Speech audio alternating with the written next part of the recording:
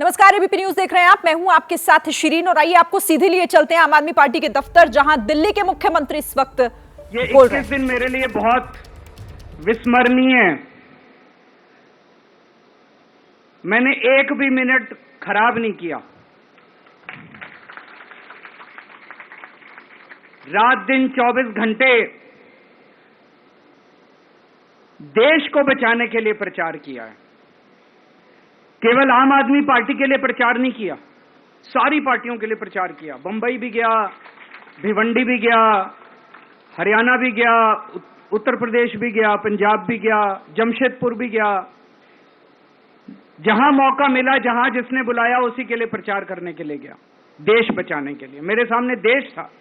आम आदमी party important नहीं है, आम आदमी पार्टी सेकेंडरी है, पहली हमारे लिए देश है। तो मैं दिल्ली के लोगों को कहना चाहता हूं, आज आपका बेटा दोबारा जेल जा रहा है, इसलिए नहीं कि मैंने कोई भ्रष्टाचार किया है, इसलिए कि मैंने तानाशाही के खिलाफ आवाज उठाने की जरूरत की है।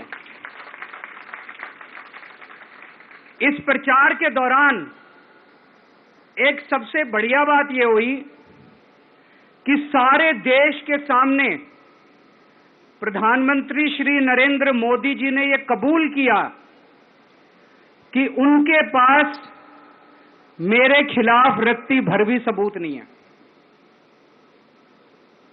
हम कहते थे ना, जब भी हमसे पूछा जाता था कि भाई ये कह रहे हैं 100 करोड़ रिश्वत ली, 100 करोड़ रिश्वत ली, वो 100 करोड़ कहां गया? 500 से ज्यादा जगह तुमने रेड मार ली, कहीं चवन्नी मिली हो, अठन्नी मिली हो, 1 रुपया मिला हो, कहीं हमने खर्च किया हो, कहीं कैश पड़ा हो, कहीं लॉकर में मिला हो, कहीं स्विस बैंक में मिला, कहीं चवन्नी नहीं मिली, तो पैसा कहां गया?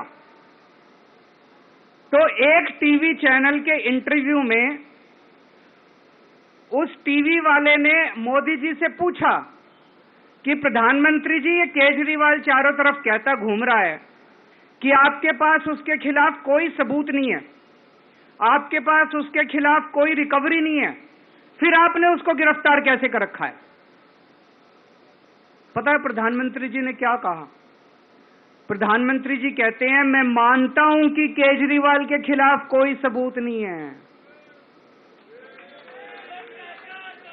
मैं मानता हूं कि केजरीवाल के खिलाफ कोई रिकवरी नहीं है, क्योंकि केजरीवाल अनुभवी चोर है। चलो मान लिया मैं अनुभवी चोर हूं, तुम्हारे पास सबूत तो नहीं है, तुम्हारे पास रिकवरी तो नहीं है, तो यूं ही डाल दिया मेरे को जेल में, बिना सबूत के डाल दिया मेरे को जेल में, बिना रिकवरी के डाल दिया जेल में। देश के इतिहास में 75 साल में सबसे ज्यादा बहुमत से आई हुई सरकार है। एक बार 70 में से 67 सीट, दूसरी बार 70 में से 62 सीट, 55% से ज्यादा वोट शेयर। इतने भारी बहुमत वाली सरकार के मुख्यमंत्री को आपने बिना सबूत के जेल में डाल दिया। यही तो तानाशाही है कि जिसका मन करेगा मैं उसी को जेल में डाल दूंगा, जिसका मन करेगा उसी को जेल में डाल दूंगा। और पूरे देश को मैसेज दे दिया कि अगर मैंने केजरीवाल को फर्जी केस में जेल में डाल दिया तो तुम्हारी तो औकात ही क्या है, किसी को भी पकड़ के जेल में डाल दूंगा। इसी तानाशाही के खिलाफ लड़ रहा हूं मैं, और इस किस्म की तानाशाही अपने देश को बर्दाश्त नहीं है। भगत सिंह ने कहा था ना कि जब सत्ता तानाशाही हो जाए तो जेल जिम्मेदारी बन जाती है, सबकी जिम्मेदारी है जेल में जाना, इसके खिलाफ आवाज उठाना। भगत सिंह के चेले हैं। भगत सिंह देश को बचाने के लिए, देश को आजाद कराने के लिए जेल गए थे। भगत सिंह देश को आजाद कराने के लिए फांसी पे चढ़े थे। हम देश को बचाने के लिए जेल जा रहे हैं। इस बार जब जा रहा हूं, मुझे नहीं पता अब मैं कब वापस आऊंगा, मुझे नहीं पता ये क्या करेंगे मेरे साथ जेल में, लेकिन मुझे कोई परवाह नहीं है, जो मर्जी करें। अगर भगत सिंह फांसी पे चढ़ गए, मैं भी फांसी पे चढ़ने के लिए तैयार हूं। मेरे शरीर का एक एक कतरा इस देश के लिए है, मेरे शरीर के खून की एक एक बूंद इस देश के लिए है, मेरे जीवन का एक एक पल देश के लिए है।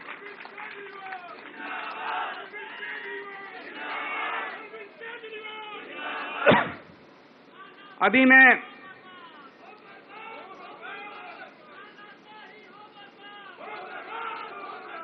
मैं अभी राजघाट गया था सभी साथियों के साथ। महात्मा गांधी की समाधि पे हम लोगों ने श्रद्धांजलि दी। गांधी जी ने इस हमारे देश से तानाशाही का अंत किया था, वो हमारे लिए प्रेरणा स्रोत हैं। उसके बाद हम कनॉट प्लेस गए, हनुमान मंदिर, वहां पे हमने हनुमान जी के मंदिर में जाके हनुमान जी का आशीर्वाद लिया। 4 तारीख को भी मंगलवार है, भली करेंगे बजरंगबली, करेंगे कि नहीं करेंगे? बोल बजरंगबली की। इनका नाश करेंगे, तानाशाहों का नाश करेंगे। अपने को किसी व्यक्ति विशेष से अपनी कोई दुश्मनी नहीं है, अपनी दुश्मनी तानाशाही से है। तानाशाही बर्दाश्त नहीं है अपने को। तो 4 तारीख को भी मंगलवार है और बजरंगबली का मेरे ऊपर, पार्टी के ऊपर बहुत आशीर्वाद है, देश के ऊपर बहुत आशीर्वाद है। मैं प्रार्थना करने गया था बजरंगबली को कि हे बजरंगबली, मेरे देश को बचा लो। अभी कल एग्जिट पोल आए हैं, मेरे से लिखवा लो, सारे एग्जिट पोल फर्जी हैं, बिल्कुल फर्जी हैं। एक एग्जिट पोल वाले ने राजस्थान में टोटल 25 सीट है, उसमें 25 में से 33 दे दिए उन्होंने बीजेपी को। ऊपर से आया होगा भाई बीजेपी को ज्यादा देने हैं, तो उसने कहा मोदी जी क्या याद रखोगे आप भी, आपको 25 में से 33 दे दिए।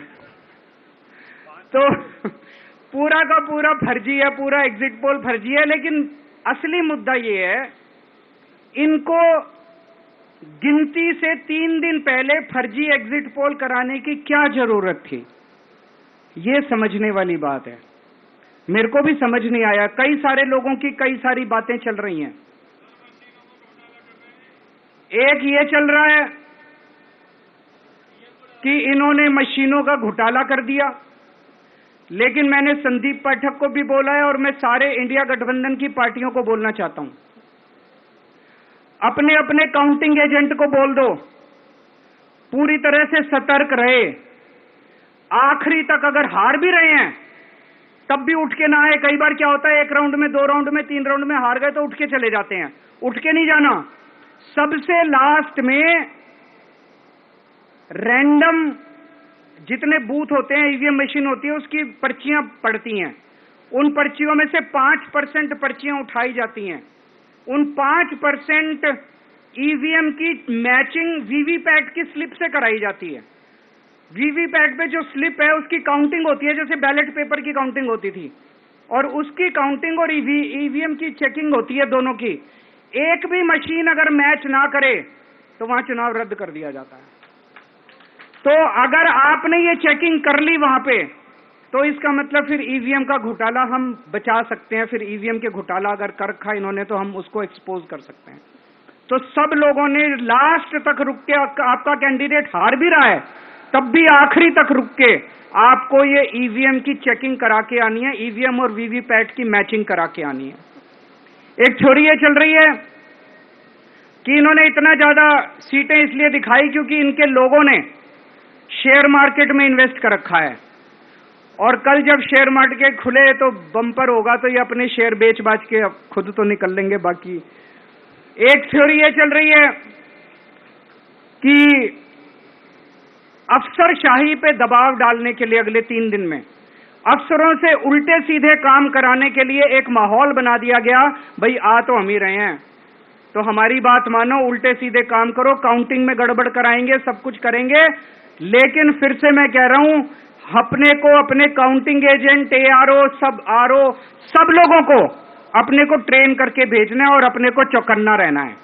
बाद में हम कहते रहे इन्होंने ये कर दिया, उसका कोई फायदा नहीं होगा। अभी अपने को चौकन्ना रहना है। एक छोरी ये चल रही है कि अगर इन्होंने कल ही कम सीट दिखा दी होती एग्जिट पोल वालों ने, तो हो सकता है कि इन दोनों के खिलाफ आरएसएस में और बीजेपी में कल ही बगावत शुरू हो जाती। 4 तारीख तक इंतजार ही नहीं होता, हो सकता है। तो कई सारी थ्योरी चल रही हैं। लेकिन अपने को सतर्क रहना है, चौकन्ना रहना है। मेरा अपना मानना है कि 4 तारीख को इनकी सरकार नहीं बन रही है। ये एग्जिट पोल से घबराने की जरूरत ही नहीं है। माइंड गेम है इनका, माइंड गेम खेल रहे हैं। आपको डिस्करेज करने के लिए, डिप्रेशन में डालने के लिए बिल्कुल नहीं जाना। आप उससे जाओ कि आप जीत रहे हो। आप अपने उस कॉन्फिडेंस से जाओ कि आप जीत रहे हो, और आखिरी तक आपको बैठे रहना है, किसी भी हालत में बैठे रहना है आपको। हमें हर एक को लड़ना पड़ेगा। ये चुनाव किसी पार्टी का या किसी नेता विशेष का नहीं है। ये चुनाव इस देश को बचाने के लिए है, इस देश में जनतंत्र को बचाने के लिए है। जिसके लिए भगत सिंह, गांधी जी सब लोग लड़े थे, वही माहौल आज है। जिस तरह से हमने अंग्रेजों को हटाया था, आज इस सत्ता को अपने को हटाना है। तो मैं आप सब लोगों का, सभी साथियों का बहुत बहुत शुक्रिया अदा करना चाहता हूं। बहुत साथ मिला आप लोगों का इन 21 दिनों में। अब जब भी मैं लौट के आऊंगा फिर मिलेंगे आप लोगों से। तब तक के लिए अलविदा।